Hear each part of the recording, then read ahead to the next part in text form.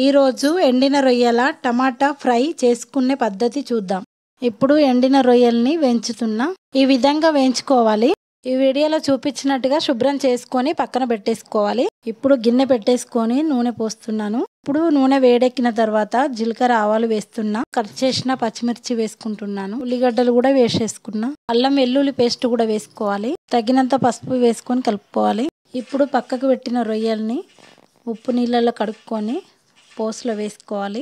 ఇప్పుడు మంచిగా కలిసిపోయేలా కలుపుకోవాలి. ఇప్పుడు 2 నిమిషాలు మూత పెట్టేస్తున్నాను. 2 నిమిషాల తర్వాత చూద్దాం. 2 టీ స్పూన్ల కారపొడి వేసుకుంటున్నా. తగినంత ఉప్పు వేసుకుంటున్నా. కొంచెం కలుపుకొని టమాటాలు కూడా వేస్తున్నా. ఒక 5 నిమిషాలు మూత పెట్టేస్తున్నా. ఇప్పుడు మూత తీసి చూద్దాం.